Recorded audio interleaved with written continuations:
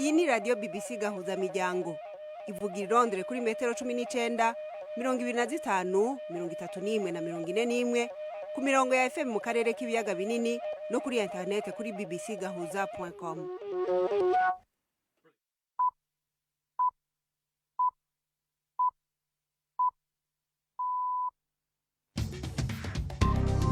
Ubu ni isaha 10 n'igice ku isaha mpuzamakungu ya GMT, isaha 12 n'igice mu Rwanda no mu Burundi, muri kumwe na Florentine Kwizera.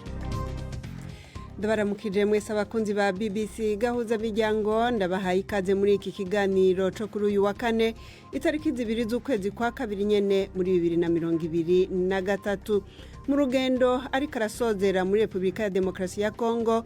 Umwungere wa Eklezia Katolika Papa Francis yasavye ugwaruka kwironderera kazoza kazira ibiturire no kwinubana. Ishirahamwe Shell ridandaza ibitoro ryarungutse cyane mu mwaka uheze, ahanini kubera gusuhukira mu bukene bw'inguvu bwateye ku isi kubera intambara y'Uburusiya muri Ukraine. Muri Kenya havugwa urubanza rw'abigisha 6 baregwa kureka abana bo mu mashure y'intango bakigana gukora imibonano mpuzabitsina. Tubafitiye n'urunana muri iki kiganiro gihagarikiwe na Prudence Ngiyumva.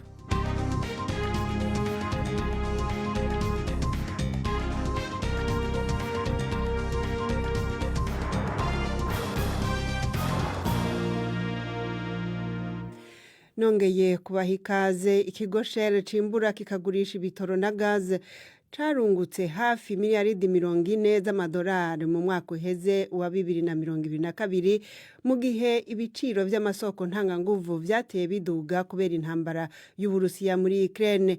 Iyi nyungu yikuvye kabiri ugeranije nayo Shell yari yaronse mu mwaka uyu muri 2021, kandi nta kindi kigo c'ubudandaji na kimwe c'ubwongereza cashoboye kunguka nk'uku. Shell yahaye abanyamitahe bayo miliyaridi 6 z'inyungu, aya akabarenze ayo yashoye mu migambi y'amasoko yisubiriza. Iki kigo kimenyesha yuko kizoriha amatagisi ku rugero rw'inyungu z'umurengera caronse mu Bwongereza, nubwo ibice 95% vy'iyo nyungu ya Shell bituruka hanze y'Ubwongereza. Ibigo bikeba vya Shell vyo muri Leta Zunze Ubumwe za Amerika navyo nyene vyarungutse cane muri uyu mwaka uheze wa 2022. Ishirahamwe riharanira uburenganzira bwa kiremwamuntu Amnesty International rihamagarira ico kigo cimbura kikagurisha ibitoro Shell gusukura ahasesekaye ibitoro bigahumanya ubutaka, amazi ndetse n'amafi, bikankiriza imibereho y'abanyagihugu muri Nigeria. Ako kamo Amnesty International igateye inyuma y'igihe gitoyi abanyanigeria bo mu karere ka Delta di Niger baharugwa mu bihumbi batanze ikirego muri sentare y'i Londres basaba indishi y'akababaro kuri Shell. Umuyobozi wa Amnesty muri Nigeria, Osayi Ojingo, yavuze yuko iyaba ari ubutaka bwo ku mugabane wa Buraya bwahumanijwe hari kuba ingaruka ziboneka.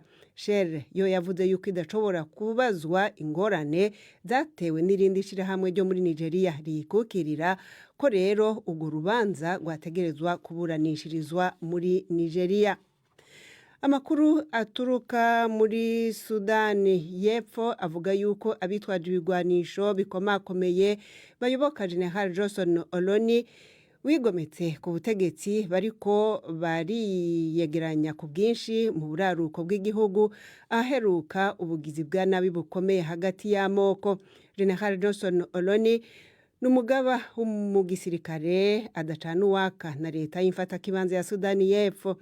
Yagwanye n'ingabo za leta kuva mu kwezi kw'icenda muri 2019, igihe yatangaza yuko ari wazosubira icegera c'umukuru w'igihugu Riek Machar nk'umukuru w'ingabo z'abatavuga rumwe n'ubutegetsi. Inkuru ya Emmanuel Igoza mwishikirizwa na Ivete Kabatesi.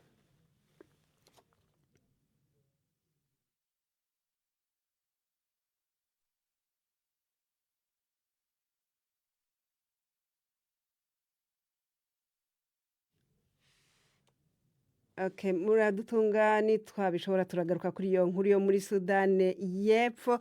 Reka tubabwire yuko ku munsi wiwe wa nyuma w'urugendo arimwo muri Repubulika ya Demokarasi ya Congo, umwungere wa Eklezia Katolika Papa Francis yabonanye n'abarenga ibihumbi 600 mu gwaruka ku kibuga co mu mugwa mukuru Kinshasa.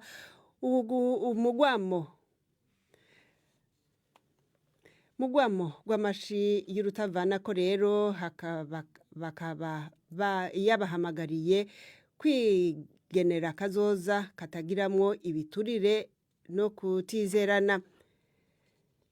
Yasavye ugwaruka kwirinda gukumira abo badasangiye intara canke ubwoko.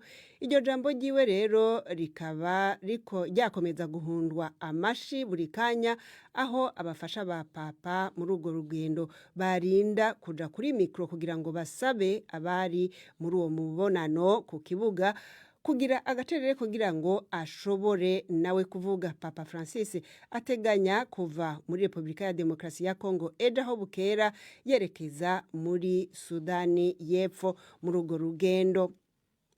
Imumva ni BBC Gahuzamiryango. Tubandanirize muri Kenya, aho abigisha 6 barengukijwe muri sentare muri ico gihugu inyuma yo gutabwa muri yompi kubera video babonekamwo barekurira abana bo mu mashure y'intango kwigana ibijanye n'imibonano mpuzabitsina aho hari mu ishure ryo mu burengero bw'igihugu. Iyo video yakwiragiye henshi mu gihugu bituma abantu bayivuga ko amajambo menshi. Abo bigisha bafashwe abo mu bushikiranganje bw'indero bamaze gutanga ikirego. Inkuru ya Osob Elmi mwishikizwa na Jean-Claude Mwambutsa. Muri iyi video y'amasegonda 29 yakwirakwijwe ku mbuga nkoranyambaga, uduhungu 4 twambaye imyenda y'ishuri tutegekwa n'abarimu kuryama umwe ari hejuru y'undi. Humvikana ibitwenge hafi aho by'abantu bakuru nabo bashobora kuba ari abarimu. Umwe mu bana agaragazwa arira. Umunyamabanga mu biro by'uburezi bya Kenya yasabye ko abarimu 6 bakoraga muri iri shuri riri mu burengerazuba bwa Kenya birukanwa, ndetse hakanafatwa ibyemezo byo mu rwego rw'imyitwarire. Ubwo batagaga muri yombi, igipolisi cyemeje ko iyi video yafatiwe muri iri shuri. Iyi ni BBC Gahuzamiryango. Leta Zunze Ubumwe za Amerika zirakomeza gushinga imizi muri gice c'ubuseruko ushira ubumanuko bwa Aziya biciye mu masezerano mashasha mu vya gisirikare n'amazinga ya Philippines. Ingabo za Leta Zunze Ubumwe za Amerika zemerewe gushinga ibigo bishasha 4 hafi y'urubibe na Taiwan, ahasanzwe hari impungenge yuko Ubushinwa bushobora kuhatera. Ubushikiranganje bw'imigenderanire bw'Ubushinwa buvuga yuko ayo masezerano abangamiye umutekano w'akarere, ariko Leta Zunze Ubumwe za Amerika n'amazinga ya Philippines byo bikavuga yuko azotuma ahubwo amahoro n'umwidegemvyo bitsimbatara. Mwidambo yashikirije ari Manila, umushikiranganje wo kwivuna abansi wa Leta Zunze Ubumwe za Amerika Lord Austin yavuze yuko ivyo bigo bitazohahora. Avuga yuko bizoha ingabo za Leta Zunze Ubumwe za Amerika akaryo ko kubanguka. Iyi mwumva ni BBC Gahuzamiryango. Tugeze ku isaha imwe iburi minota 22 mu karere k'ibiyaga binini.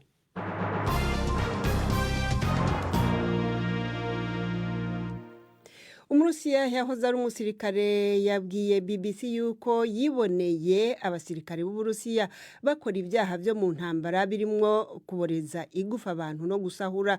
Konstantin Yefremov yari afise ipeta rya lieutenant, yiganye ingena umwe mu basirikare ba Ukraine yari yagizwe imbohe bamukanze ko bamwishe mu kurasa bamufatiye inkoho ku musaya, n'ukuntu uwundi mukoroneri w'Umurusiya yarashe uwundi mu kuboko no mu kuguru igihe yari karasambishwa. Yaravuze kandi yuko hariho n'ubusahuzi bwakozwe n'ingabo z'Uburusiya ku kigo c'igisirikare ca Ukraine. Inkuru ya Steven Rosenberg mushikirizwa na Victoria Uwonkunda. Konstantin Yefremov yari umusirikare mukuru mu gihugu cy'Uburusiya, yari umuyobozi w'ishami rishinzwe gutegura ibisasu. Nyuma y'iminsi 3 Uburusiya butangije intambara yoherejwe muri Ukraine. Mu kiganiro yagiranye na BBC, Bwana Yefremov yavuze ku byaha yemeza ko yabonye abasirikare b'Uburusiya bakora, birimo ubusahuzi bwakorewe ku birindiro by'ingabo za Ukraine zirwanira mu kirere byari byafashwe n'Uburusiya. yavuze ku buryo burambuye uko imfungwa z'abanya-Ukraine zahatwaga ibibazo mu buryo butarimo impuhwe. Yavuze ko hari igihe yabonye umukoloneli w'umurusiya arasa umunya-Ukraine mu kaboko no mu kaguru. Afashijwe n'umuryango uharanira ikiremwamuntu wo mu Burusiya, Konstantin Yefremov yashoboye guhunga Uburusiya. Ibiro by'ishami rya Loni ryita ku burenganzira bwa muntu bivuga ko imfungwa z'intambara ku mpande zombi zirwana zakorewe ibikorwa bibi birimo iyicarubozi mu mabohero. Ubushinwa buranegura umugambi wa Canada wo kwemerera impunzi zo mu bwoko bw'aba-Uighur bagera ku bihumbi 10 bakinjira mu gihugu mu kiringo c'imyaka 2 iri imbere. Inama nshingamateka ya Canada yarayitoye atanumwe avuyemwo ingingo yemerera izo mpunzi, aho bavuze yuko hari amayeri y'Ubushinwa agerageza kugira ngo izo mpunzi zisubizwe mu gihugu. Iryo tora ry'inama nshingamateka ntiribwirizwa gushirwa mu ngiro bwa tegeko, ariko kuba ryarashigikiwe ku bwinshi bishobora gushira igitsure ku mushikiranganje wa mbere Justin Trudeau akumva yuko abwirizwa kurishirako igikumu. Abashinwa bo mu bwoko bw'aba-Uighur bagera kuri miliyoni nibo bugaraniwe mu bigo bafungiwemwo by'agateganyo mu buraruko bushira uburengero bwa Xinjiang muri iyi myaka ishize. Ubushikiranganje bw'imigenderanire bw'Ubushinwa burahakana yuko hari amakosa bwakoze, aho bwemeza yuko mu karere ka Xinjiang abantu ngo babayeho mu mahoro ndetse bakora banezerewe.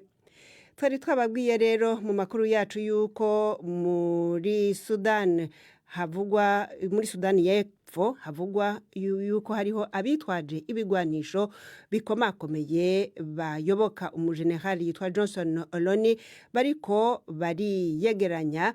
General Johnson Oloni akaba ari umugaba mu gisirikare adacana uwaka na leta y'imfata kibanza ya Sudani y'Epfo yagwanye n'ingabo za leta kuva mu kwezi kw'icenda muri 2019, igihe yatangaza yuko ari wazosubirira icegera c'umukuru w'igihugu Riek Machar nk'umukuru w'ingabo z'abatavuga rumwe n'ubutegetsi. Reka rero iyi nkuru ya Emmanuel Igunza tumve ko mushobora kuyumva mu ijwi rya Ivete Kabatesi. Muri iyi minsi ishize amagana y'abarwanyi bo mu bwoko bwa Agwerek bikusanirije muri leta irangwamo umutekano muke ya Upper Nile. Nabayobotse General Johnson Orono witangaje ubwe nk'umuyobozi w'ingabo zitavuga rumwe n'ubutegetsi muri Sudan, akaba arwanya guverinoma kuva mu kwezi kwa 9 2019. Umwuka mubi uje mu gihe abantu bahungiye mu gihugu imbere kubera imirwano hagati y'amoko bari batangiye gusubira mu byabo. Umuryango w'abibumbye ONU uvuga ko uko kwikusanya kw'abo barwanyi ari ikibazo ku baturage b'abasivile kandi bishobora kubangamira ibikorwa by'ubutabazi muri ako gace k'imvururu. Abantu amagana barishwe kuva mu kwezi kwa 11 ubwo imirwano ikaze yadutse hagati y'abarwanyi ba General Oroni n'ingabo za leta. Sudani y'Epfo irakomeza kwibasirwa n'imirwano ndetse n'imvururu z'amoko, nubwo hari amasezerano y'amahoro yashizweho umukono mu 2018 hagati ya Perezida Salva Kiir n'uwahoze ari umuyobozi w'abarwanyi ubu akaba ari umukuru w'igihugu wungirije Riek Machar. Reka ubu naho abakunzi b'urunana rero ubu ni umwanya wanyu.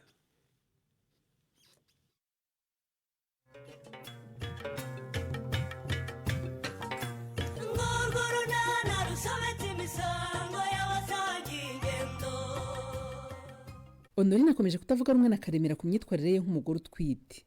Hagati mu gihe Petero yitegura gusubira ku ishuri, ababyeyi be baramusaba gukura amasomo mu mateka anyuranyemo na Mutesi.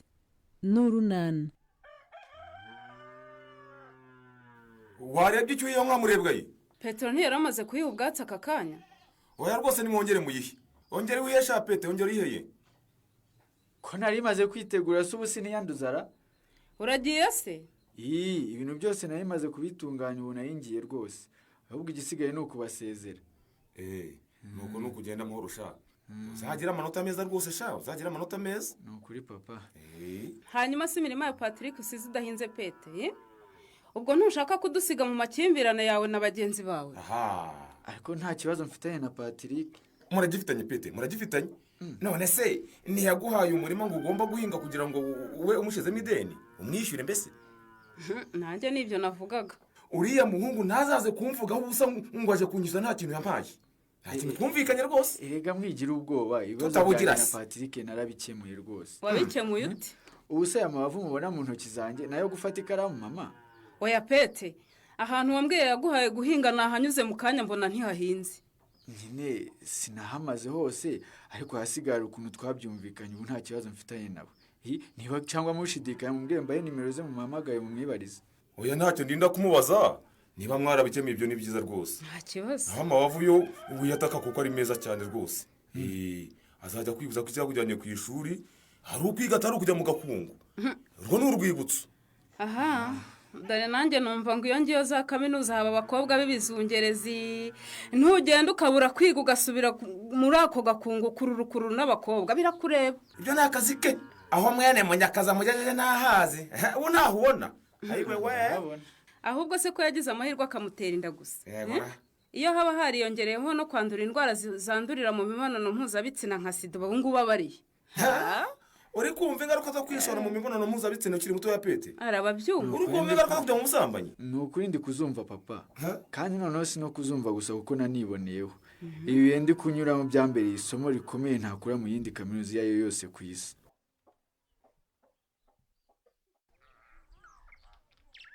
Honori, hejuru y'umwana wanjye utwite umenye ko ntakwemerera kwikura ibyo ushaka byose. ugomba gukurikiza inama wahawe n'abaganga nta kindi. ariko se ko numva wubatse ku baganga, abaganga n'Imana ngo baramenya ibintu byose. ngomba kububakaho di kuko batubwiye ko inda ya mbere yavuyemo kubera uburangare bwacu bwo kutisuzumisha no kutubahiriza inama zose batugira. kuri uyu rero nta kosa ngomba gukora. iyo wari uzi ko nibyo ndi gukora byose rero ndi kugira ngo nzabyare umwana kandi muzima. ibiki se urimo gukora? kurwara ntiwivuze? ngiye igitekerezo cyane cyo kujya kwa nyogokunda gikomeje. nimbona amaze kubyara neza nzagaruka. ntabwo nabikwemerera. urambuza ariko se kujya iwacu kubera iki Kareme? ubwo se ukazaho ute kandi utwite? uko nzabaho kose. Honori, ibuka icyo batubwiye ku mirire y'umugore utwite. batubwiye ko umugore utwite agomba kurya ibikomoka ku matungo nk'amagi, amata, amafi, indagara, inyama n'ibindi. urumva? urumva nugenda nzabona uko mbiguhahira. ubwo urashaka kunyurira ngo nyogokuru ntazabasha kubimbonera kandi baratubwiye ko ibikomoka ku matungo bitagombera ubwinshi. n'iby'amakere biraboneka. nzabwira nyogokuru ajya ntekera amafunguro arimo indagara ubundi nyine ngurire n'amata. ariko wibuke ko abaganga batubwiye ko umwana aba akeneye kuba hafi y'ababyeyi be bombi kuva akiri mu nda kugeza avutse. none se navuka sinzamukuzanira nyine ukajya umuterura mugakina uko bishaka kose. ariko urumva ko igihe cyo kumuririmbira no kumucira utugana akiri mu nda kizaba cyararangiye. ubundi Honori, tugiye kwa mama tukamusaba imbabazi twahomba iki? ahubwo se tumwihoreye akibana natwe tukibana nk'uko abishaka twahomba iki? kirahari. uriya ni mama, niwe nyirakuru w'abana bacu. kumwihunza no kumugendera kure bituma akeka ko tumwita umurozi kandi mu by'ukuri mama ntaroga. ubwo rero urumva tuzagenda tukamwikubita imbere imitwe tukayicurika ngo mutubabarire banyakugira Imana.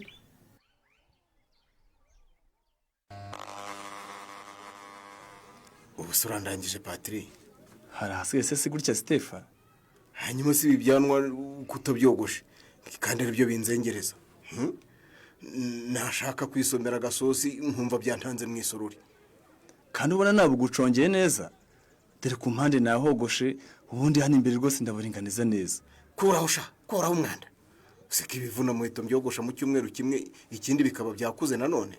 ubu mbumareho neza usigara umeze nka kagabo. maraho rwose. ahubwo uhita ubwira Nadine ashyushye twatuza twogesha mu mutwe urangiza ahita anyuzana itahira hakiri kare. nta kibazo rwose ndakwegereza Stefa, amazi ashyushye arahari. reka nta bitoki by'ikigabo nshaka mu mutwe wanjye. bwira Nadine aba ari we unkarabya numve twa dutoki twe. Nadine se ndamubwira je Stefa? ntabwo yakoze se? mwese ntabwo uzi ko Nadine yigendeye? banduka rwaje kare ntabyo namenye pe. yegeye se sha? yegeye ryari se ko tambwiye? yahunze wa mugabo baguze wa murima wawe kuko yendaga kumwica. mwica se muzizi iki? yamwakaga ibyangombwa byawo ngo bajye guhinduza kandi Nadine ntabyo afite. yamwaka n'amafaranga ye ngo agumane mu murima we nayo Nadine akayabura afatira umwanzuro wo kwigendera. None se yagiye? Ubu nahamenye koko Stefa ko yagiye ntawe abwiye na Nyese aranyese bikaba byaramuyobeye. None se umwana wanjye nawe yaramujyanye cyangwa hari ahantu yamusize? Gusa umwana muto kuri yirumva yamusiga Stefa yaramujyanye. Ye? Ntasona agatinyuka akanjyanira umwana atambwiye koko ntambwira hamujyanye. Ubwo se urumva ibyo bintu byumvikana? None se ko bikubaje kandi arabonaga n'ubundi utamwitaho Stefa. Ubundi wajyaga umufasha iki? Ebye byihorere ntabyo zisha. Urumva? Umwana w'umuntu aba ari umwana we. Ushobora kumara igihe ntacyo umuha ariko ukamureba nyine ukumva urishimye. Kurya se wananirwa no kumugurira igi rimwe cyangwa guha nyina indagara za 500 ngo mwongere mu byo amuha? Sha byihorere ntabyo uzi ntabwo uzi uko nari mbanye na Nadine. Urumva? Gusa uko byasa kose ngomba kumushakisha nkamenya aho yanjyaniye umwana. Ubwo se ndacyagera nimero ze za telefone ra?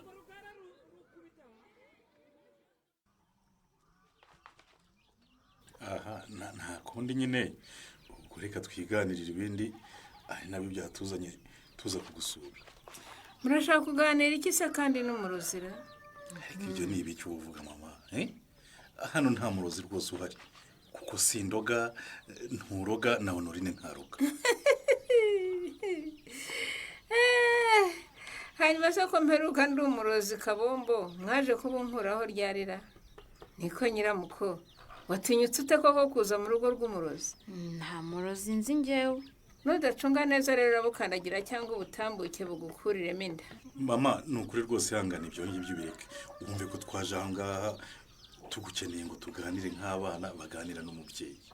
Kuva ryari se mumenye ko ndi umubyeyi ra? Kuva dusamye inda ya mbere tukabigira ibanga ikavamo twahinduye imitekerereze n'imikorere tubona ko rwose muri Nyarurembo nta wundi muntu mukuru hari dufite watuba hafi nk'abana bakiri bato.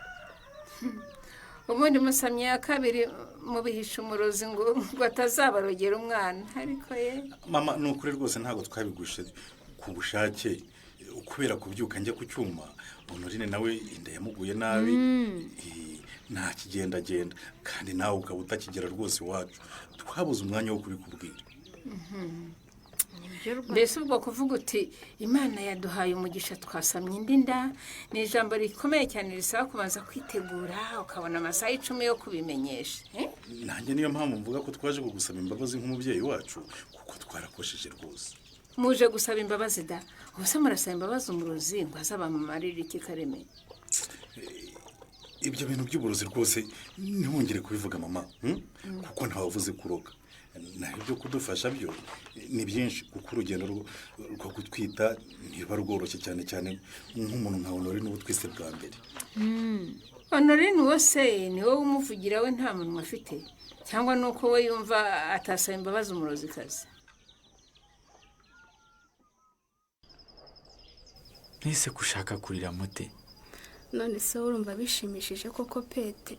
Urutwa niba utaza kunsezera. Ntabwo ne kujya ntagusezeye by'umwihariko ngo nanagushimire mute. Unshimira iki? Gushimire ko wamfashije kwishyura Patrick nkaba ntandukanye nawe amahoro. Itamare amafaranga rwose ntabwo mba nsubiye ku ishuri igihe. Nagombaga kubikora ko cyari igisebo kuri we nanjye kubona umusheri wanjye wiga muri kaminuza y'Irwa hingira imishike y'abaturage. Nukuri warakoze cyane sinzi uko nabona uko nzabikwitura. Gukomeza kunkunda byonyine birahagije Pete. Mundi navuga ngo uzige neza nubwo ngiye norewe na fistire. Shase ko ntacyo nayikoraho iyo abana ari umuganga nzi kuyivura ariko narayikuvuye kera cyane. Hari ubwo nyika ko ari ukubeshya naho baganga bayivura batabaho. Ubwo se abaganga bataba ku kigo nderabuzima ni bawe ku bitaro by'akarere ubwo baganga babahe koko? Oya ngo babaho no kuri da. Ahubwo ikibazo nuko usanga inzobere zabyiye atari nyinshi. Uzakomeza ukurikirana amahirwe atazaza akagucika. Nzabikurikirana ne Pete. Urabona nzajya nirwa kwa muganga uko bwije uko bugiye nagiye kubazaho rendez-vous yanjye igeze n'uyu munuko. Uzajya wihangana ugiye mute cyangwa uzajya ubaza nonse hata nk'umujyanama w'ubuzima ntiyabiyoberwa. Sha fistire we umwanzi wese arakakurwara. Ubu nanjye sha nakabaye mfunze ibikapu ngiye kwiga muri university. Ako nukuri ntugakunde kuvuga ibintu byo kwiga kaminuza turi kumwe mute. Uko ibivuze ngiyeyo wowe waravuyemo numva ari ikintu ku mutima kimbwira ngo warahemutse. Pete so hemutse ningiye wihemukiye. iyo nemera ngo turyamane turi bato cyangwa nanabyemera nkibuka agakingirizo simba narahuye n'ibibazo byose. twese twabigizemo uruhare mute kuko nanjye ku gakingirizo sinakibutse. Iyo icyo kintu cya kaminuza rwose cyumbabarira ntukakigarukeho kuko birambabaza cyane. Nanjye rero birambabaza iyo mbonye abandi bana twiganaga basubiye ku ishuri mpita nibuka ko nakabaye niga nishimye nkabo nta kibazo mfite. Jya wihagarara wumve ko byose bigishoboka mute. Ntawe umenya icyo ejo hahatse. Wabona nyuma yo kubaga uzakira ugasubira no kwiga. Nibe nawe urankomeza niyo waba umbeshya ariko binera ikinya cy'akanya gato. Oya ni ukuri ntabwo mba nkubeshya ngo ngutere ikinyamute. Ahubwo ibyo mba nkubwira ni ukuri. Nta gitangaza ko ejo rwose wasubira kwiga ukarangiza ukigirira akamaro ndetse ukakagira n'abavandimwe bawe. Pete, gusaba ikintu kimwe. Niba ari icyo mfite cyangwa nshoboye nkinsabe ndakiguha mute. Nubwo mfite iyi fisitire nkaba nakiri mutesi mwiganaga mu mashuri. Ariko uzambare nugera ku ishuri ugahurayo n'abakobwa b'abasirimu njya numva biga muri za kaminuza. Ntuzanyibagirwe ngo nsimbuze undi musheri. Sibyo Pete?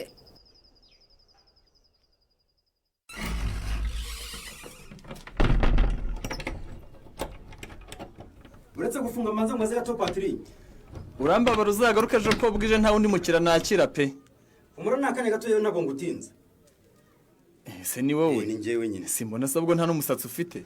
Nyine usanga ukiri mu kazi bari kunshongera ubwanwa. Ariko nta kibazo nzagaruka ejo bundi n'undi kwiyogoshesha sibyo yari binzanya hanini. Hanese ko nta kindi dukuretse gutunganya imisatsi waruje gukora iki? Narinje kukubaza amakuru cya kigore mukorana ngo ni Nadine mwana. Narakibuze burundu. Nadine se wamukuraho ko abantu bose bamubuze. Nta muntu n'umwe muri Nyarurembo uzahana Nadine aherereye. Ariko se nawe ntaho uzi Patrick? Ni impamo y'Imana ntaho nzi rwose. Mwana ko nabonaga muhora mupanga diru urashaka kumbwira ko kugeza uyu munsi ataragwamagara ngo kubwira ahantu aherereye? Ni ukuri ntabwo nahamenya. Ntibishoboka. Rwose ndagura akantu ariko kumbwira ahantu Nadine aherereye. Umva Patrick urabizi nkunda inote. Ndaziguha. Ariko niyo wampa miliyoni ngo nkubwira ahantu Nadine aherereye ntabwo nahamenya pe. None se nta nubwo mujya muvugana kuri telefone? Telefone sibaho ko nayo yayikuyeho. Yayikuyeho ariko ngiye kuko muramuhamagara buri kanya hari igihe ngira amahirwe nkumviciyemo. Hanyuma se wamubazaho ari cyangwa uko azabona amafaranga yakakubwira ngo iki? Yehorera sha. Mubaza se yayitabye ahubwo. Niyo ngerageje gukoresha indi nimero atazi sinzi kimubwira ko ari njye umushaka ntayifate. Biragaragara ko ugiye gushya rero. Nako warahiye byarangiye. Indushya. Indushya. Hayenya. Nuko mwaguza dani ngo aguhe ibyangombwa by'ubutaka byerekana ko ari ubwe koko n'amafaranga wamuhaye akabera yacikanye urumva udahiye. Shange undeke Patrick. Ara amafaranga yaramvunye mani sinayahomba ngo aribyo n'umugingo utazi ko nayakoreye. Ubuze icyo ngiye gukora. Ugiye gukora iki? Ejo kari ndatangira nubaka mu isambu yanjye ntitaye ko nta byangombwa byayo mfite. Ikizaho nzanga umuti ngiye umwana w'umusaza mu Nyampama.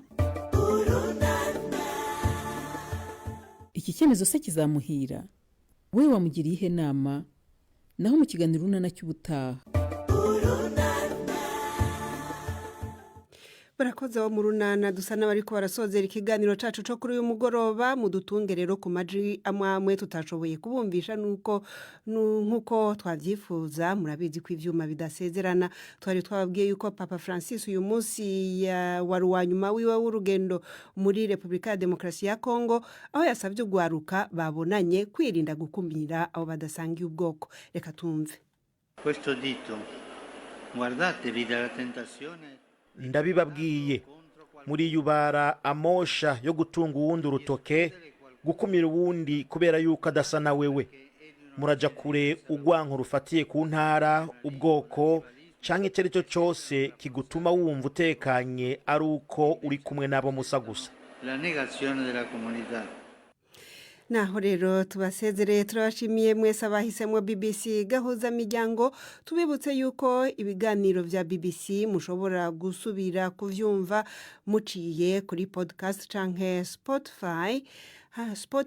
Hanyuma rero murashobora no kongera kumviriza ibiganiro vyacu muciye ku rubuga rwa internet bbc.com /gakitse Gahuza.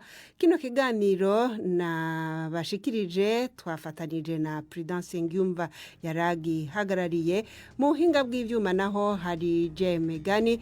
Tukaba rero tubakengurukiye ko mwahisemwo BBC Gahuzamiryango. Mukomeze kugira ibihe byiza.